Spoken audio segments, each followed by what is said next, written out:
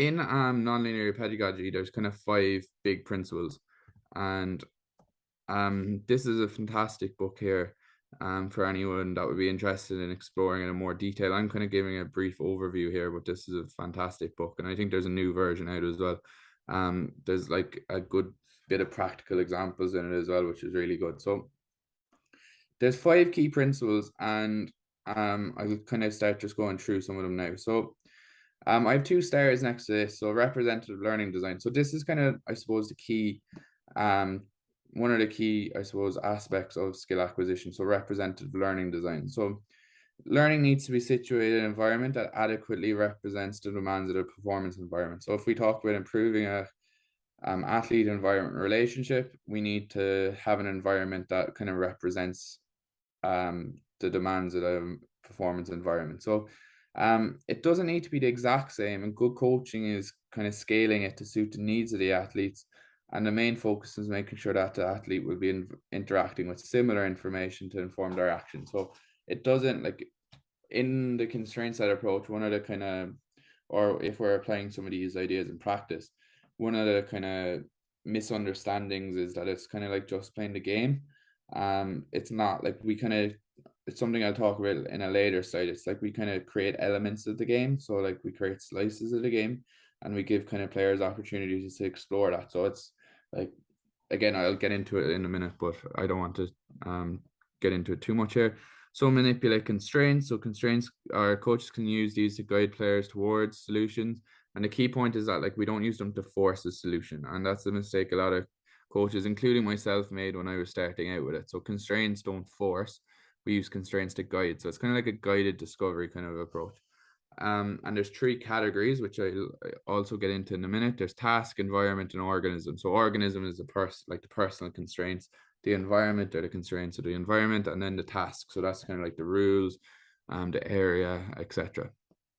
So attentional focus. So I was kind of talking at the start about external, internal focus of attention. This is one of the kind of key principles of nonlinear pedagogy. So we should use instructions or feedback that encourage an external focus of attention as much as possible, as these kind of reduce the conscious control of movement. So one of the kind of anecdotes in that book, The Inner Game of Tennis, was that, like, if your opponent is, if any of you play golf or something like that, or even like any kind of technical skill, if your opponent is playing really well, ask them, oh, what are you doing on your swing today? So like in tennis, you'd say, oh, you're hitting your forehand really well. Can you explain exactly what you're doing? And then they actually start thinking about what they're doing, and their performance will get worse. It's a nice trick to have if you're playing a competitive game of golf. Just ask, oh, can you tell me exactly what you're doing on your swing? And then when they try to explain, they'll be thinking about it on their next shot, and they'll mess up, or if they won't hit it as well. So that's a tip for some of you if you want. So one example from tennis is like, some of you might have heard of topspin, or knuckleball in soccer. It kind of like goes up and it comes down really fast. So what we'd say in tennis is you try hit the ball like a rainbow, so it goes up and it comes down. And we don't really tell them exactly what to do, so we give them a kind of analogy.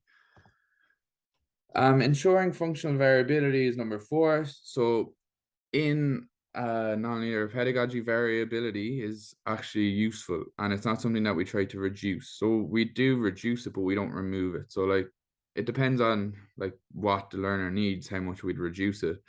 Sometimes we might even increase it, but so we kind of look at this through repetition without repetition. That's a concept some people may have heard of if they've heard anything about ecological dynamics before. So what we're trying to do is we're trying to encourage performers to achieve similar or different task goals under a variety of conditions. So we're not encouraging the replication of an ideal movement. We're encouraging the athletes to solve a similar problem in different ways. So the goal is to solve the problem, not to produce a movement. Obviously, if they're doing it in a dangerous way, we move them away from that, or something that might like put them at risk, but we're giving them a room to explore different ways of solving the problem.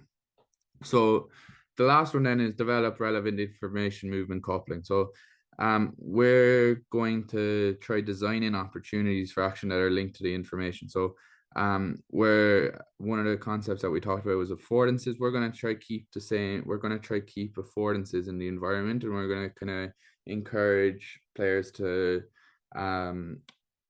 couple their movements to the affordances that are there. So I know that kind of might sound a bit complicated, but basically we need to make sure that the key information is present, like representative learning design, and the players are using their movement, are like coupling their movements to that. So like we can, like one of the main things there is having, maybe if you're playing an invasion game or a divided court game, that you have an opponent there, so they're learning to couple their actions to key information from their opponent.